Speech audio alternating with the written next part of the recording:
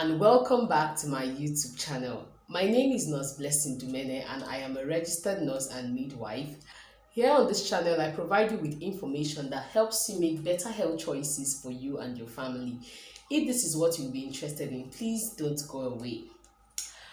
Welcome back to the channel. Today we'll be talking about how menstruation occurs or menstrual cycle, and I will try as much as possible to illustrate what happens, and I hope that you follow. Please kindly send in your questions and comments in the comment section should you have any challenges understanding or following this description. I'll be available to do this over and over again with you. So menstruation starts at puberty, and that is what we call menarche. That's the first time or first ever menstruation of a young girl, and usually menstruation lasts for about 3 to 5 days. So that phase of menstruation is called the menstrual phase. Now, for menstrual cycle, there are usually 3 phases: the menstrual phase, the proliferative phase, and the secretory phase. Now, for the menstrual phase, it's simply the phase where you have the menstrual, like when you see the blood coming out, that's the menstrual flow. Then the proliferative phase is the phase where the uterus tries to build up. Remember that menstrual cycle just helps to prepare the womb for pregnancy. So that is the stage where the uterus tries to build up to prepare the womb for a possible pregnancy or implantation. So what happens is, this is a woman.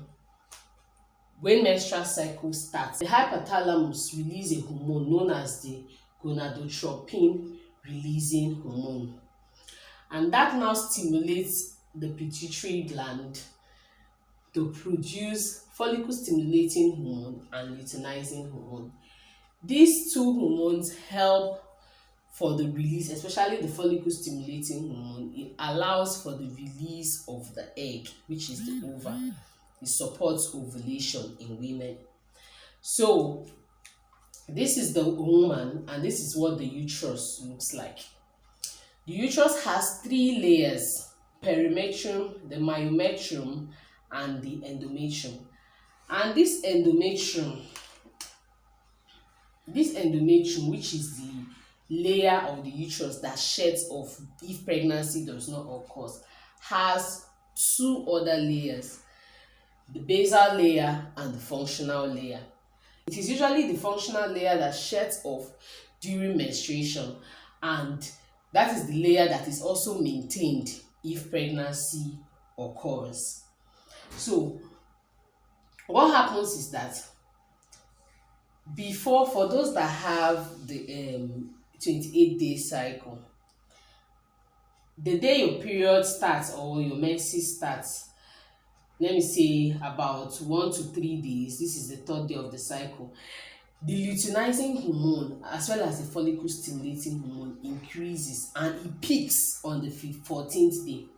This 14th day usually is the day you are likely to have the release of the egg, because on this day you can see that the luteinizing hormone and the follicle stimulating hormone peaks or rises, causing the release of the egg, or what we call ovulation.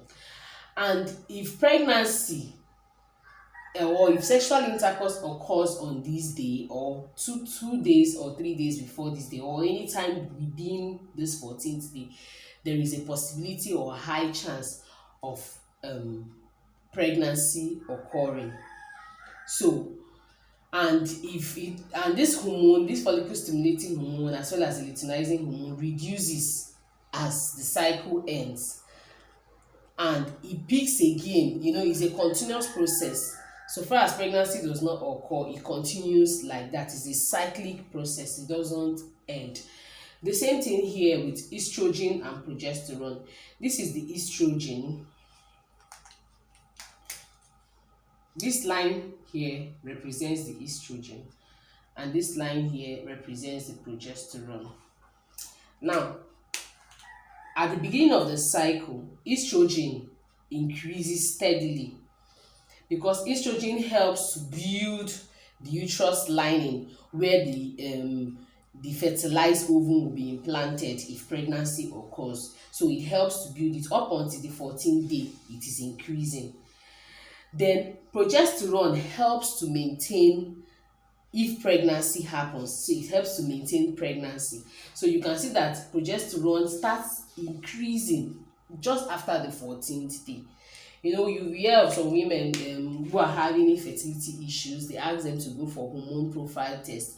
These are the hormones they want to see, and what is the level of those hormones, because if each of those hormones are not functioning the way they should function, it will be very difficult for that woman to achieve pregnancy. So I have a watermelon here that I want to use and describe all I have been saying. So this is it. This is the layer. This is what the uterus looks like when it is ready to be fertilized. This is the thickened layer. This red part now is the thickened layer of the uterus. The functional layer, it is the thickened layer where a fertilized ovum will come and be implanted in, and it is prepared and ready for pregnancy to happen. But should pregnancy not happen here, what will happen is that the whole of this will shed off, will go off. If pregnancy does not occur, the whole of this will be shed off like this, and as the shedding off is occurring, that's where bleeding, that's the part that bleeds or that sheds off. That is the functional layer of the uterus that sheds off, that brings about menstruation. If pregnancy does not occur after the uterus has been nourished and has grown to that extent, and pregnancy does not occur in that cycle, it now sheds off as menstruation. Then this is what it looks like. So guys, I just hope that I've been able to provide value, and I hope that we understand this video. But if we don't understand, this comment section is there. You can always reach out. To me, and we'll get this done. So thank you very much for watching. Please subscribe to my YouTube channel if you are yet to, so that you can get more and more content. Also click the notification bell so that you'll be the first to know each time I post new videos. Thank you, and bye for now.